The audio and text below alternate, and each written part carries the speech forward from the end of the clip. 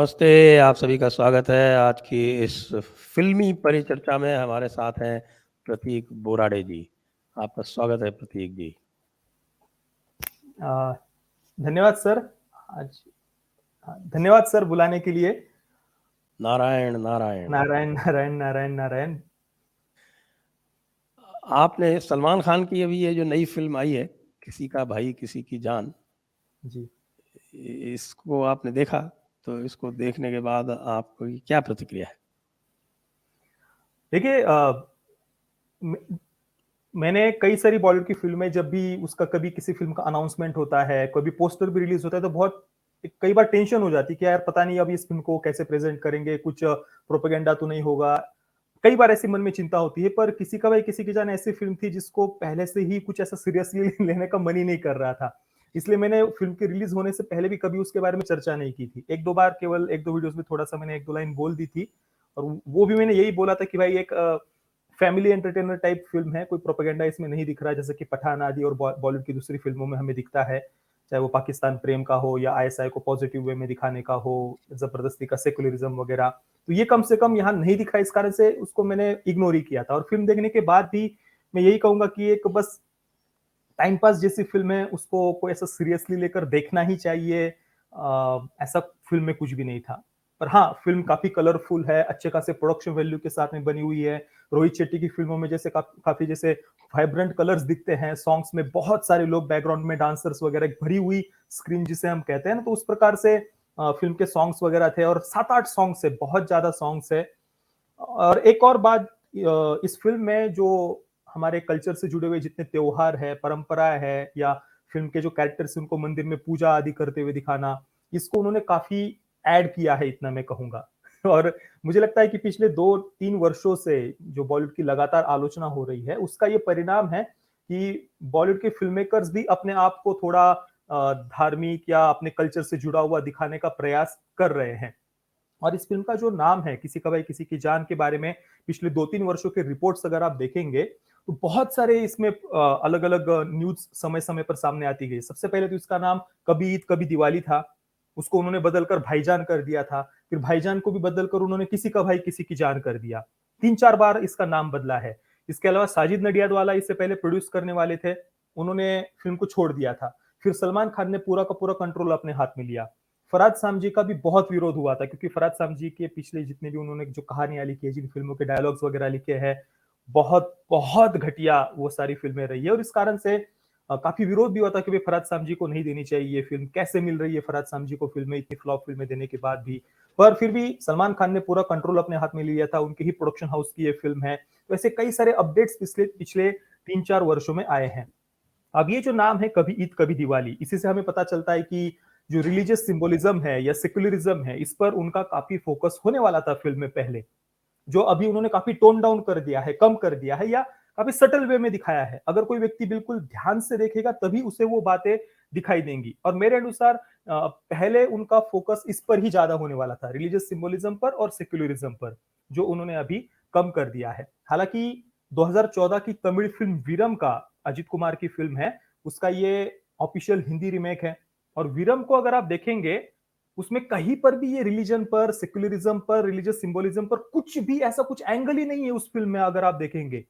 पर बॉलीवुड की मानसिकता देखिए, इनकी क्रिएटिविटी बस यही पर चलती है, नई कहानियां ये लिख नहीं पाएंगे, कुछ नई क्रिएटिविटी दिखा नहीं पाएंगे, रिमेक पर रिमेक बनाना है और उस रिमेक में भी इनको अपना जबरदस्ती का सेक्युलरिज्म डालना है, जबरदस्ती के इनके कुछ एजेंडाज डालने हैं।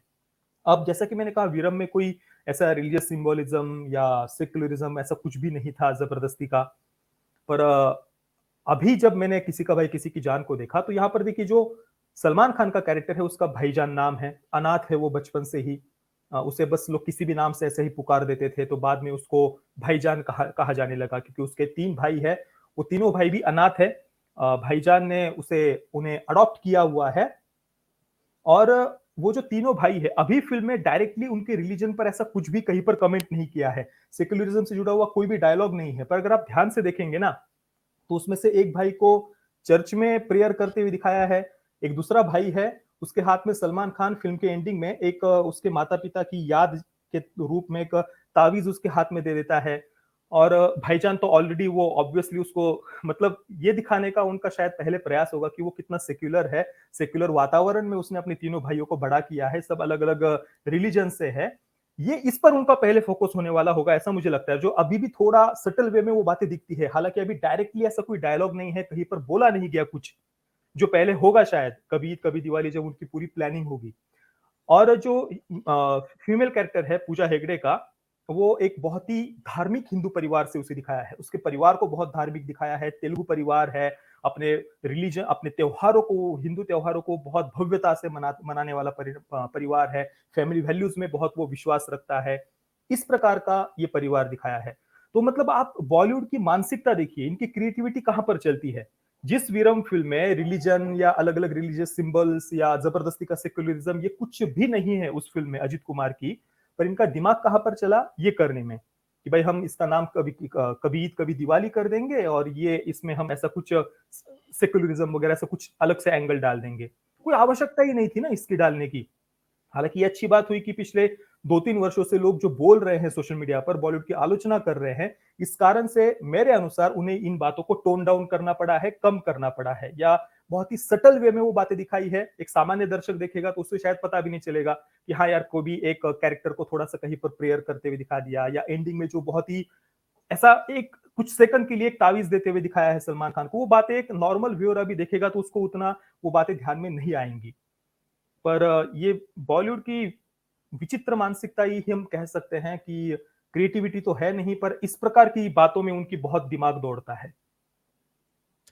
और फिल्म की जो आर्थिक सफलता है, उसका जो आर्थिक पहलू है, उसके बारे में क्या कहेंगे? क्योंकि आज मैं देख रहा था, मैंने 2 न्यूज़पेपर्स में अंग्रेज़ी न्यूज़पेपर्स जो अपनी सेक्युलरिज़्म के लिए जाने जाते हैं, उनमें इस फ़िल्म की काफ़ी आलोचना थी और सलमान खान की भी काफ़ी आलोचना थी कि जो है वो अब उसको जो ये बिग ब्रदर टाइप एक्टिंग बंद कर देनी चाहिए। और उसमें ये भी लिखा था कि फ़िल्म जो है वो पहले मंडे को ही फ्लॉप हो गई। देखिए, बॉक्स ऑफिस कलेक्शन अभी जो मैंने थोड़ी देर पहले रिपोर्ट्स पढ़े, उसके अनुसार पहले दिन फिल्म ने 15 करोड़ कमाए थे, उसके बाद दूसरे दिन 25 करोड़ कमाए, रविवार को 26 करोड़ कमाए, सोमवार को 10 करोड़ और मंगलवार को कल 6 करोड़ केवल फिल्म ने कमाए हैं। तो 85 करोड़ के आसपास का कुछ नेट कलेक्शन है और ग्रॉस कलेक्शन कुछ 95-96 करोड़ के आसपास का बताया जा रहा है। तो एक सलमान खान की फिल्म की दृष्टि से वैसे ये देखा जाए तो कलेक्शन बहुत बहुत ज्यादा कम है। उनकी प्रीवियस फिल्म में अगर आप देखेंगे तो कलेक्शन मतलब 30 करोड़, 40 करोड़, 45 करोड़ की ओपनिंग होती थी।